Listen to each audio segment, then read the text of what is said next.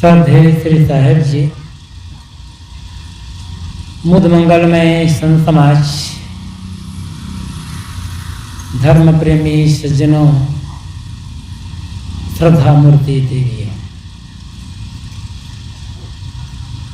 अभी हम सब बहुत थोड़े में किंतु बहुत सारगर्भित और जीवन के लिए अत्यंत आवश्यक प्रवचन श्री साहब जी द्वारा सुन रहे थे। मूल बात जहाँ से हमें आगे बढ़ना है,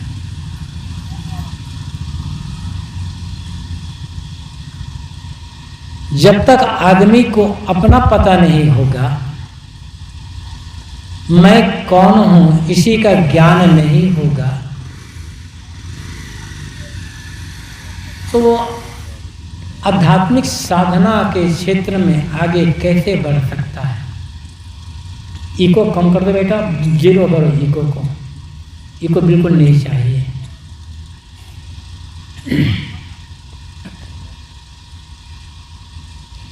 किसी ने बहुत सुंदर कहा है, बेकार ज्ञान सारा, अपना पता नहीं जब, फिरता है मारा मारा, अपना पता नहीं जब। कोई आदमी किसी रास्ते पर जा रहा हो और आपसे उसकी मुलाकात हो जाए, आप उससे पूछें कि तुम कौन हो, कहाँ से आ रहे हो, कहाँ जा रहे हो, किस लिए जा रहे हो। आपके प्रश्न सुनकर वह आदमी कहता है,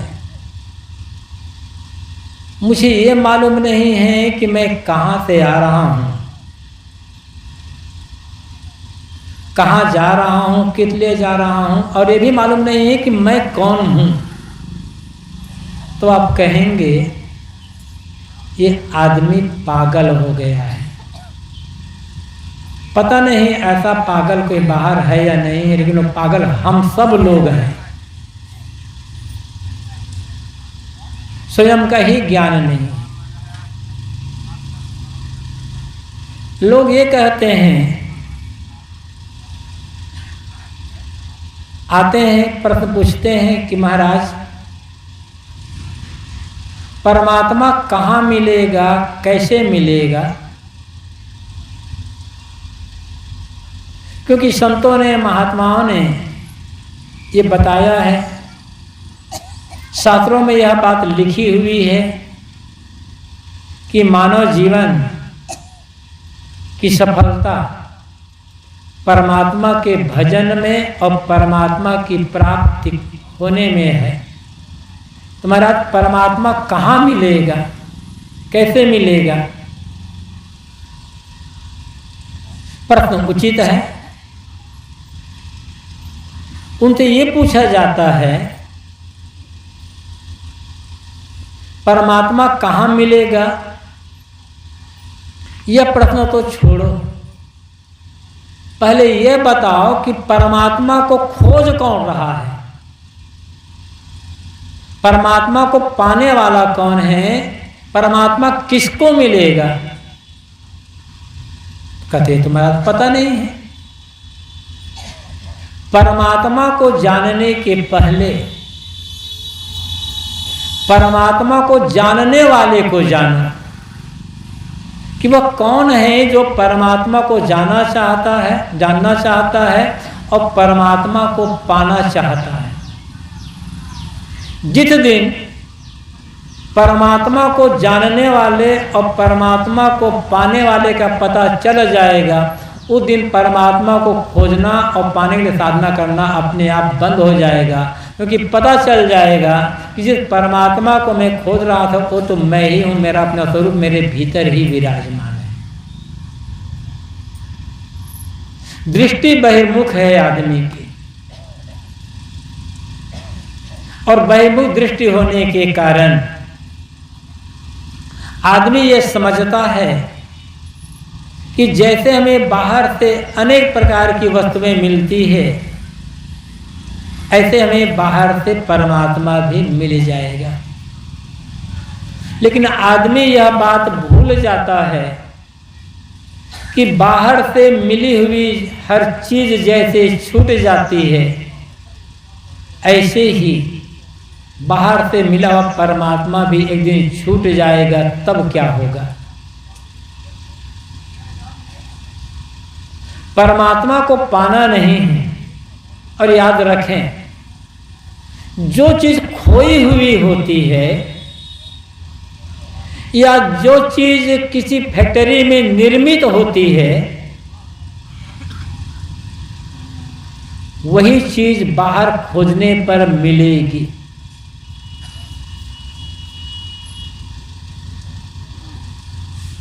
परमात्मा खोया ही नहीं है, और जो खोया ही नहीं है उसे खोज रहे हैं तो मिलेगा कैसे बाहर? बहुत पुरानी घटना है। हमारे गुरुदेव जी एक जगह कार्यक्रम में थे, शाम का समय था, सत्संग कार्यक्रम प्रवचन खत्म हुआ। गुरुदेव जी अपना पात्र लेकर, सबको सामान लेकर गांव के बाहर एक थोड़ा जंगल नुमा झुरमुट था, वहां चले गए एकांत ध्यान चिंतन करने के लिए। ध्यान में बैठे, इतने में किसी के आने के पैरों की आहट सुनाई पड़ी। 18-20 साल का एक युवक गुरुदेव जी को खोजते खोजते वहां पहुंचा। पैरों की आहट सुनकर गुरुदेव जी ने आंखें खोली, युवक को देखा और पूछा, बेटा यहां क्यों आए, क्या चाहते हो? उस युवक ने बड़ी भावुकता से, बड़ी भावना के साथ कहा, महाराज परमात्मा कब मिलेगा? यहां तो बूढ़े बूढ़े लोग सोचते, महाराज आशीर्वाद दे दो कि बाल बच्चे सुखी रहे, और वो युवक खोज रहा है कि परमात्मा कैसे मिलेगा। उस 18-20 साल के युवक ने बड़ी भावना से कहा, महाराज परमात्मा कब मिलेगा? तो गुरुदेव जी ने कहा, पहले तुम परमात्मा के खोने की तारीख बता दो कि परमात्मा कब खोया है, तब मैं बताऊंगा परमात्मा कब मिलेगा। क्या परमात्मा खो गया है? जो चीज खोती है और मिलती है वह चीज मायावी होती। संतों आवे जाए सो माया। सदगुरु कबीर कहते हैं, जो चीज आती है, जाती है, मिलती है, बिछुड़ती है, वो तो माया है। और परमात्मा कैसे होगा? परमात्मा मिला मिलाया है, समझना है। प्रश्न ये भी होता है, कहा जाता है कि महाराज जिसे परमात्मा कहते हैं, आत्मा कहते हैं, वो तो दिखाई नहीं पड़ता, और जो चीज दिखाई नहीं पड़ती उस चीज पर विश्वास कैसे किया जाए कि वो चीज है भी? प्रश्न उचित है। जो चीज दिखाई ही नहीं पड़ती है, कभी देखने में आती ही नहीं है, उस पर विश्वास कैसे करें? लेकिन याद रखना होगा, जो चीज दिखाई पड़ रही है वह दिखाई पड़ने वाली चीज नहीं दिखाई पड़ने वाली चीज के आधार पर ही खड़ी होती है। सामने पेड़ है, पेड़ दिखाई पड़ रहे हैं, लेकिन पेड़ों की जड़ दिखाई नहीं पड़ रही है। ये दिखाई पड़ने वाले पेड़ नहीं दिखाई पड़ने वाली जड़ के आधार पर ही टिका है। आप कह सकते हैं पेड़ की जड़ नहीं है, याद रखना होगा बिना पेड़ के जड़ हो सकती है। पेड़ को काट दो, जड़ जमीन के अंदर बनी रह जाएगी। तो बिना पेड़ के जड़ हो सकती है, लेकिन बिना जड़ के पेड़ नहीं होगा। अब दिखाई पड़ने वाला पेड़ नहीं दिखाई पड़ने वाले उस जड़ के आधार पर ही खड़ा हुआ है। दिखाई पड़ता है मकान, नींव दिखाई नहीं पड़ती, किंतु दिखाई पड़ने वाला मकान, दिखाई पड़ने वाली बड़ी बड़ी बिल्डिंगें नहीं दिखाई पड़ने वाली नींव के आधार पर ही टिके होते हैं और खड़े होते हैं। नींव खोद कर निकाल दो, मकान का अस्तित्व खत्म हो जाएगा। इसी प्रकार दिखाई पड़ता है यह शरीर, जीव दिखाई नहीं पड़ता, लेकिन दिखाई पड़ने वाला शरीर नहीं दिखाई पड़ने वाली जीव आत्मा के आधार पर ही खड़ा हुआ है, चल रहा है, जीवित है। जिस दिन इस शरीर से जीव निकल जाएगा, फिर उस दिन इस शरीर की कोई कीमत नहीं रह जाएगी। इस शरीर में जब तक जीव चेतन आत्मा है, तब तक माता माता है, पिता पिता है, पति पति है, पत्नी पत्नी है, गुरु गुरु है, शिष्य शिष्य है, बेटा बेटा है। और जिस दिन जीव निकल जाएगा, तब न माँ माँ रहेगी, न पिता पिता रहेगा, न पत्नी पत्नी रहेगी कि भैया अब तो हमका तो उड़ गया, जिससे रिश्ता था वो तो चला गया, अब तो भैया मिट्टी पड़ी है, जल्दी से व्यवस्था कर दो। इस शरीर के में जी के रहने पर जिस शरीर को आप बड़े प्यार से छाती से लगा करके प्यार करते हैं, जी के निकल जाने पर उस शरीर को जब छूते हैं तो साबुन मिट्टी से हाथ धोते हैं।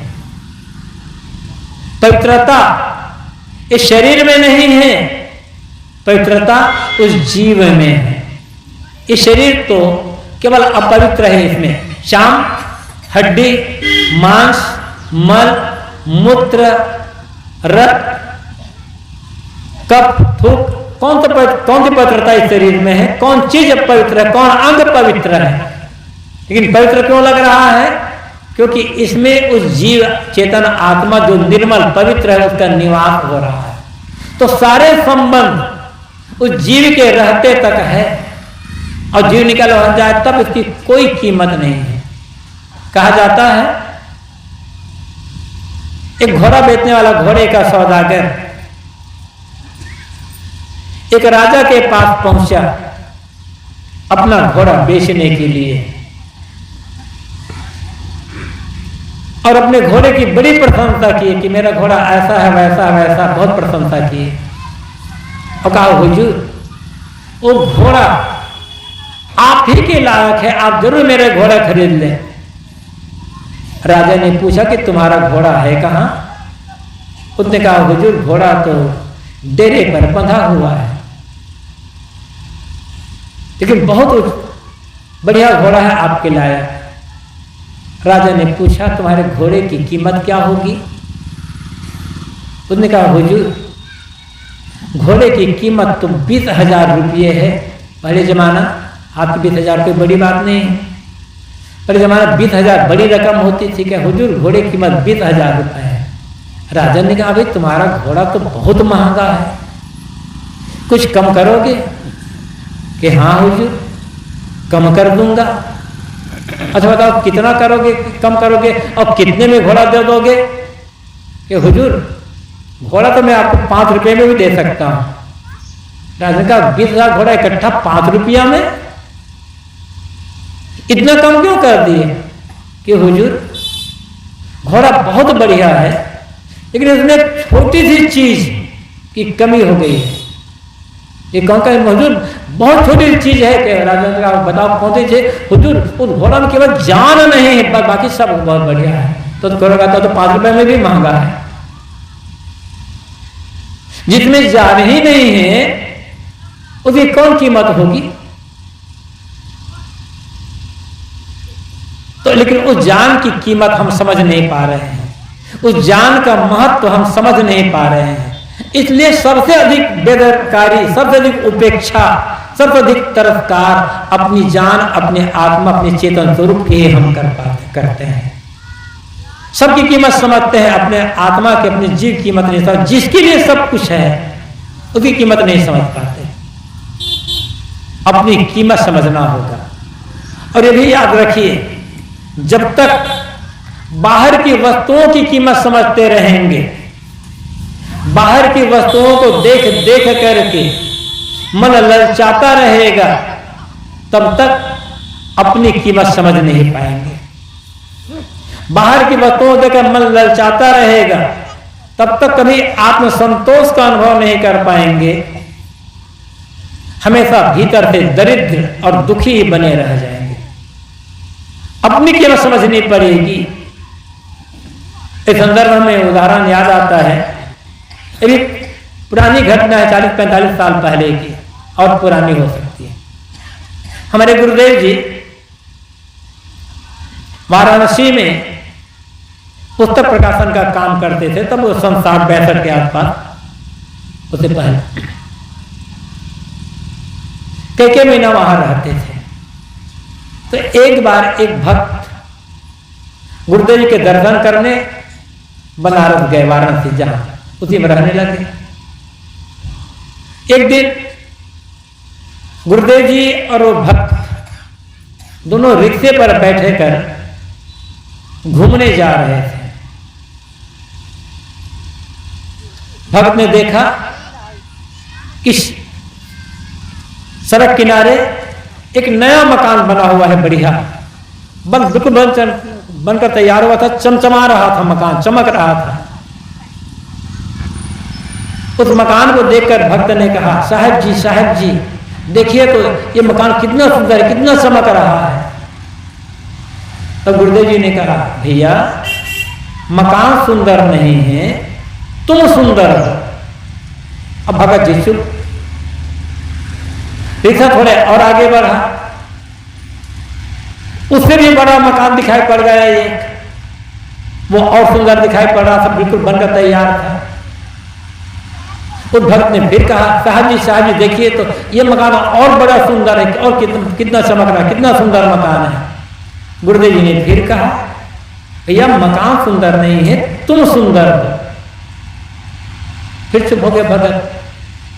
आगे बढ़े, तब इतनी कारें जितनी आगे, तब कहां से 50 साल पहले एक नई कार निकली चमचमाती हुई। उस कार को देखकर भगत ने कहा, साहब देखिए तो ये कार कितनी सुंदर, कितने चमचमा रही है कार। गुरुदेव जी ने फिर कहा, यह कार सुंदर नहीं है, तुम सुंदर हो। जब कई बार ऐसा कहा तो भगत ने कहा, वाह साहब जी, आप तो सब पर पानी फेर देते हो। तो गुरुदेव जी ने कहा, जब तक सब पर पानी नहीं फेरोगे तब तक तुम पर पानी नहीं चढ़ेगा। यदि अपने पर पानी चढ़ाना है तो सब पर पानी फेरना पड़ेगा। ये पानी फेरने का अर्थ क्या है? बाहर चीजों को देख करके ललचाना बंद करो। ललचाते तो हम अपने को बिल्कुल बेच दिए हैं। मकान पर पानी चढ़ा रहे हैं, पानी चढ़ा रहे हैं मतलब क्या है, रंग रोगन सब पर पानी चढ़ा रहे हैं और अपने पर बेच रहे हैं। आदमी अपने को हर जगह बेचना जानता है और बेचते बेचते आदमी इतना गुलाम हो गया है, गुलामी की जीवन जी रहा है। और जो गुलाम होता है वो कभी सच्चे अर्थों में सुखी नहीं हो सकता। याद रखें, दुनिया में सुखी जीवन जीना चाहते हैं तो मालिक बनकर जीना पड़ेगा, गुलाम बनकर नहीं। कि मालिक बनने का घर का मालिक नहीं, समाज का मालिक या चीज का मालिक या गाड़ी घोड़े का मालिक नहीं, वो तो व्यवस्था करें। मालिक बनने का अर्थ है अपनी कीमत समझना, अपनी इच्छाओं पर संयम कर लेना। कुछ लोग कहते हैं साहब अमुक चीज नहीं मिली तो जीना बेकार है, मतलब गुलाम बन के चीज बड़ी हो गई और आप छोटे हो गए। जब जब आपके मन में बात आती है अमुक चीज नहीं मिली तो जीना बेकार, तब तब आप अपने को बेच देते हैं, गुलाम बन जाते हैं। चीज बड़ी हो जाती है और आप छोटे हो जाते हैं। चीज मालिक बन जाती है और आप गुलाम बन जाते हैं। इसीलिए तो दरिद्र बने हुए हैं, इसीलिए तो दुखी बने हुए, इसलिए तो भटक रहे हैं। बड़ी सी बड़ी चीज आपके लिए है, चीजों के लिए आप नहीं हो। चीज मिल गई प्रयोग कर लो, नहीं मिली आराम के साथ जियो। उस चीज के बिना करोड़ों करोड़ों लोग बड़े आराम के साथ जी रहे हैं, आप क्यों नहीं जी सकते? क्योंकि आपने चीज देखी, मन लुभा गया, बेच लिए अपने को, और आदमी वही चिंतन कर रहे हैं। इस गुलामी से बचना होगा, अपने आप पर संयम करना होगा। तो मूल बात यह है, सबको जानने वाला जो है उसको जानना होगा, और वो कहीं बाहर नहीं भीतर है। अब प्रश्न यह होता है, जिस आत्मा या परमात्मा जिसे कहा जाता है वो बाहर नहीं है, भीतर है, तो अनुभव क्यों नहीं होता? याद रखें, आपका जो परम लक्ष्य है उसे मोक्ष कहें, निर्वाण कहें, कैवल्य कहें, हकबीनी कहें, उसे ईश्वर ब्रह्म परमात्मा खुदा गाड कहें या जीव आत्मा कहें, वो आपसे अलग नहीं है, आपका स्वरूप ही है। ईश्वर परमात्मा कहीं बाहर नहीं है, भीतर है। अब कबीर साहब तो बार बार ये कहते ही हैं, कस्तूरी कुंडल बसे मृग ढूंढे बनमाए, ऐसे घट घट राम है दुनिया जानत ना। जो तिल माही तेल है जो चकमक में आग, तेरा साई तुझ में जाग सके तो जाग। साहब अनेक साखियां इस बात पर कहते, दिल मां खो दिल मां खोजो यह करीमा रामा। साहब बार बार कहते हैं, और साहब ही नहीं कहते, ग्रंथों में भी ये बात लिखी गई है, लेकिन महात्मा लोग, पूरे पंडित लोग बताना नहीं चाहते।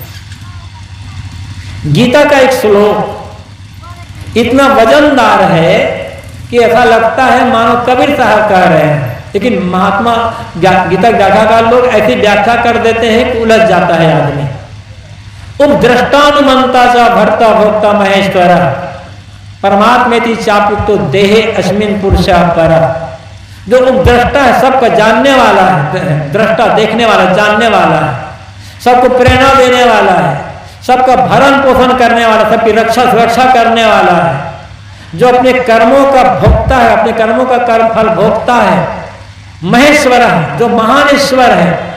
परमात्मे की चाप्युक्त, परमात्मा अपित युक्तो जो कहा गया है, जिसे परमात्मा भी कहा जाता है, वो कम देहे अस्मिन्, इस देह के भीतर रहने वाला, बाहर नहीं कहा रहा है। इस शब्द देखो, देहे अस्मिन्, अस्मिन् इस देह के भीतर, जो पर पुरुष है, श्रेष्ठ पुरुष है, वही परमात्मा है, वही महान ईश्वर है, वही उपद्रष्टा है, वही अनुमंता है, सब कुछ का है। फिर बाहर क्यों भटक रहे हैं?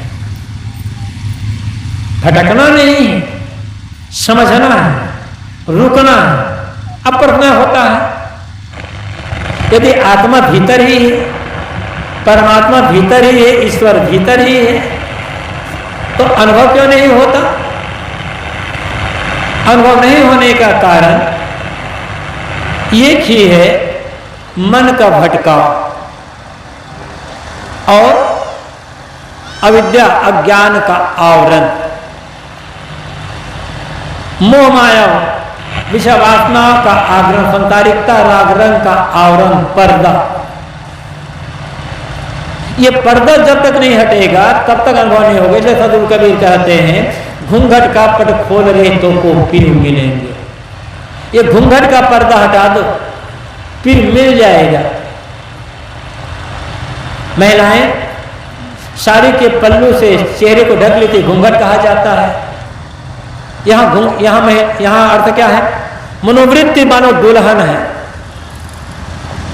फिर परमात्मा अपना स्वरूप है, आत्मा है। घूंघट है अविद्या, अहंकार, मोह माया। परमात्मा को पाने के लिए साधना नहीं करना है, मोक्ष पाने के लिए साधना नहीं करना है, साधना करना है अविद्या और अहंकार के पर्दे को हटाने के लिए।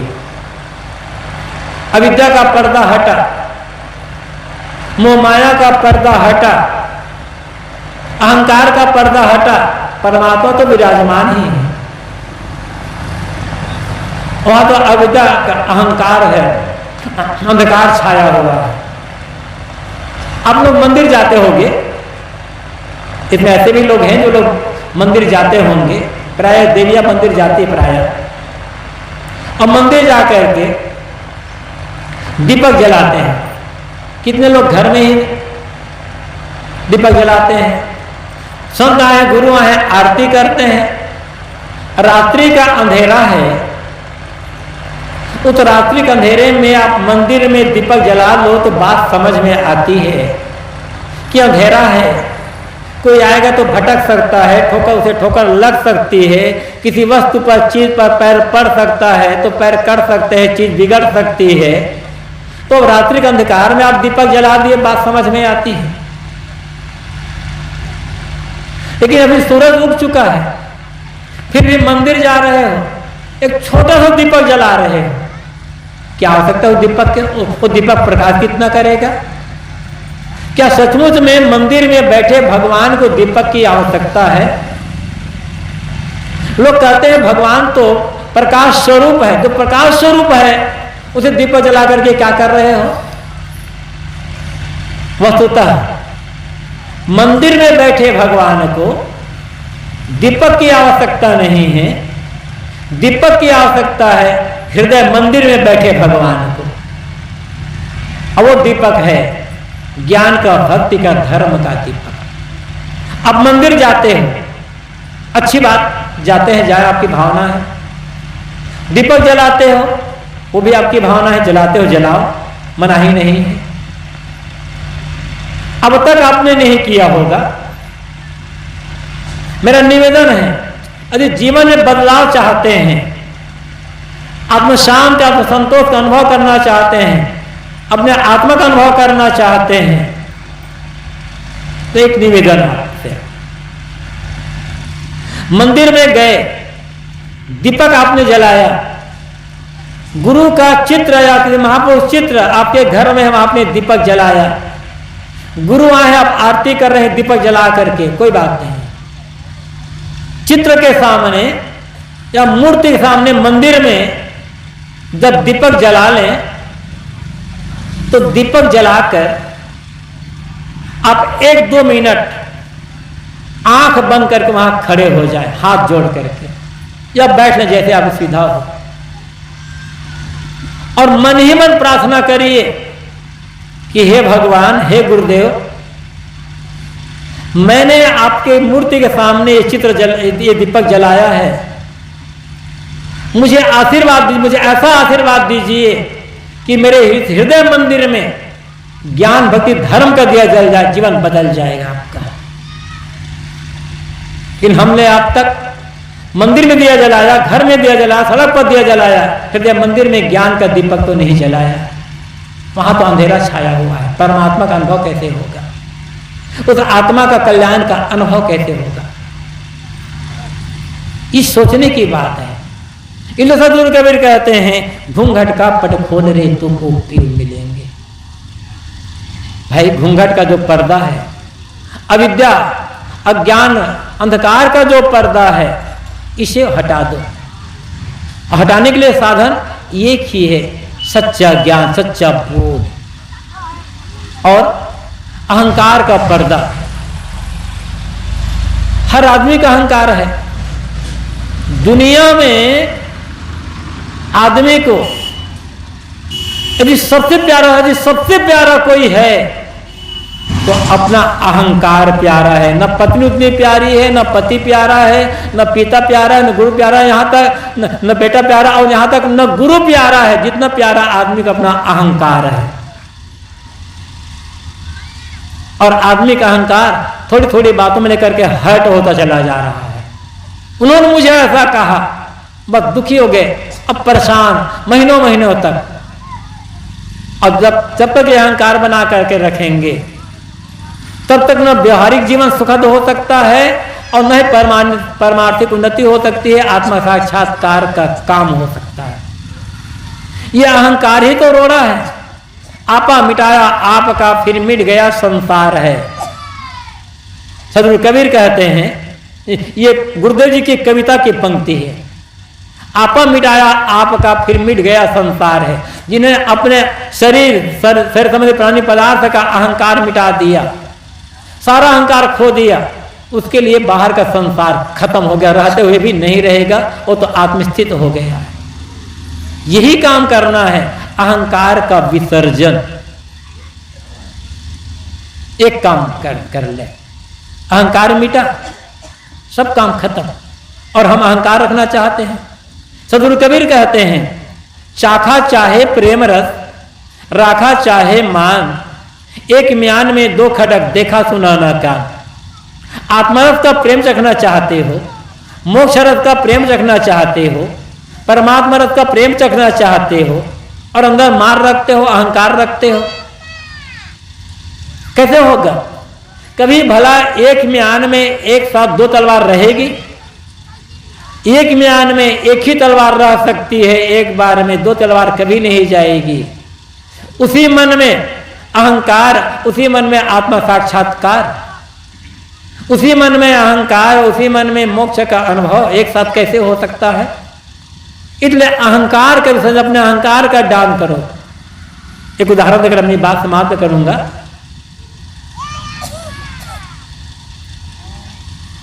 आप सब रेलगाड़ी अच्छी तरह देखे हम, जाने भी हैं, यात्रा भी किए हैं। बहुत लोग इसमें ट्रेन में बैठकर ही यात्रा किए हैं। ट्रेन, रेलगाड़ी पटरी पर सर पर दौड़ते जा रही है। ड्राइवर ट्रेन दौड़ा रहा है। ड्राइवर ने देखा सिग्नल डाउन नहीं हुआ है, रेड सिग्नल है, सिग्नल डाउन नहीं हुआ है। ड्राइवर ब्रेक लगाता है, गाड़ी रोक देता है। कब तक? जब तक सिग्नल डाउन नहीं होता है तब तक। सिग्नल डाउन नहीं हुआ और ट्रेन के ड्राइवर ने गाड़ी बढ़ा दी तो सस्पेंड हो जाएगा, जेल भी हो सकता है। यात्री प्रतीक्षा कर रहे हैं प्लेटफार्म में, स्टेशन में प्लेटफार्म में प्रतीक्षा कर रहे हैं कि गाड़ी अब आएगी, अब आएगी, अब बैठे हैं, देरी हो रही है, लेकिन सिग्नल डाउन ही नहीं हुआ है। स्टेशन प्लेटफार्म में रेलगाड़ी तभी आती है जब सिग्नल डाउन होता है। एक उदाहरण है। इसी प्रकार से हमारे अंतःकरण रूपी जो प्लेटफार्म है, हमारे अंतःकरण रूपी जो स्टेशन है, वहां परमात्मा की गाड़ी तभी आएगी जब अहंकार का सिग्नल डाउन होगा। और जब तक अहंकार का सिग्नल डाउन नहीं होगा, परमात्मा की गाड़ी कभी आएगी नहीं, वो आत्मा की गाड़ी, मोक्ष की गाड़ी कभी आने वाली नहीं। और हमें अहंकार बहुत प्यारा है, हम झुकने को तैयार नहीं हैं। झुकेंगे तो हमें छोटा समझ लेंगे। जो आदमी झुकना नहीं जानता वो कल्याण का काम कैसे कर सकता है? इसलिए झुकना क्या है? अपना कुछ मत मानो, छाड़ो पति छाड़ो लबराई, मन अभिमान टूटी तब जाए। सदगुरु कबीर कहते हैं, छाड़ो पति छाड़ो लबराई। तुमने अपने आप को दुनिया का जो पति मान रखा है, जो मालिक मान रखा है, इस मालिक पना को लेकर जो लबरी हानि बानी जो हाँक रहे हो, अपने को मालिक मानना, इस शरीर संसार का मालिक मानना, इसको लेकर झूठी लबरी बानी बोलना छोड़ दो, तब मन अभिमान टूटता तो हमारे मन का अहंकार टूटेगा और तब वो आत्मरस का पान कर सकोगे। वो आपसे अलग नहीं है। इसलिए कहीं भटकना नहीं है, शोधना है अपने आप को। अपने मन के मोह को, अपने मन के अविद्या को, अहंकार को, आसक्ति को, आदत को समझना है। और सारी साधनाएं ये मन के जो आसक्ति है, आदत है, मन के जो अहंकार है, मोह माया है, इसको छोड़ने के लिए ही करना है। अब ये सब अविद्या का पर्दा फटा, अहंकार का मोह पर्दा फटा, जहां बैठे हैं वहीं आत्मा साक्षात्कार हो जाएगा।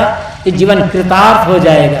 करना कुछ नहीं है, अपने अहंकार को समझना है, कहाँ कहाँ मन फंसा हुआ है, वहाँ वहाँ के मोह को समझना है। निर्मोहता, निष्कामता और अनासक्त, यही साधन है आत्म साक्षात्कार करने के लिए। श्री साहब जी ने जो रखा था कि आदमी सब कुछ को जानना चाहता, अपने को नहीं जानना चाहता, उसी को मैंने थोड़ा सा निवेदन किया कि वो कहीं बाहर नहीं है, हमारा अपना आपा ही है, अपना स्वरूप है। प्राणी पदार्थों में जो अहंता ममता लगी है, आसक्ति बनी हुई है, अहंकार का पर्दा है, इसको दूर कर देना है। उसका साक्षात्कार हो जाएगा, जीवन कृतार्थ हो जाएगा। गुरुजनों की शरण में लगकर, गुरु संगति में लग करके हम सब लोगों को यही काम करना है ताकि हमारा मानव जीवन पाना सार्थक हो सके। आप सबको बहुत बहुत धन्यवाद। अपनी वाणी को यहीं पर विराम। बोलिए सद्गुरु